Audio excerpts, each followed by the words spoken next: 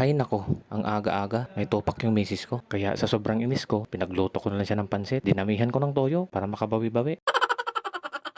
Kaya ayun, pinaubos niya sa akin.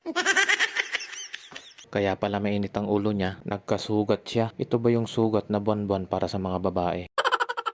Pero instead na mainis ako, kinomfort ko na lang siya at inintindi. Isipin na lang natin na lahat ng ilaw ng tahanan ang siyang pinakamaraming ambag o sakripisyo sa loob ng bahay. Sa pag-iiri pa lang ng mga anak natin, ako Diyos ko, grabe yung hirap nila. Irritable sila, tapos papatulan mo pa, o di wala na, sabog-sabog na. Nako, balik na tayo sa pagluluto. Ang dami ko na nasabi. Na-prepare ko na pala dyan yung pangmalakasan kong kawali. Naglagay na rin ako ng virgin coconut oil.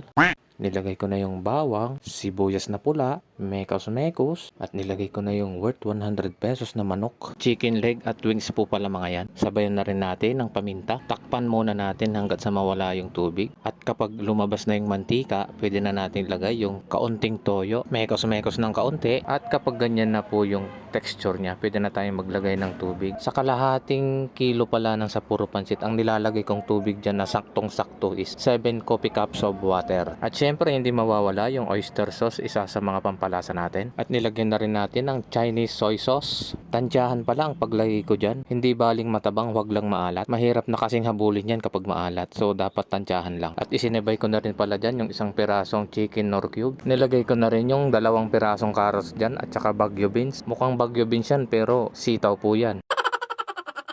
Kaya sitaw po yung napili ko kasi mas fresh pa yung sitaw kasi yung bagyo beans na tinda ni ate. At syempre hindi mawawala yung kalahating repolyo. At pagkatapos nating halu-haluin, lalasahan na natin ito at kung pasok na ba ito sa ating panlasa. Pag pasok na ito sa ating panlasa, abay ilalagay na natin yung sapuro pansit na kalahati. Dagdag kaalaman po na ang sapuro pansit ay hindi po agad ito napapanis. Kahit ilang beses mo siyang ipainit, ganon na ganon pa rin po ang lasa niya. Hindi siya malabsa. Ang presyo pala ng 1 kilo dito sa amin nasa 230 per kilo. Ready to serve na po ito mga idol. Magmerienda po tayo at kung nagustuhan nyo po itong video na to, pakihit naman po yung follow. Maraming salamat!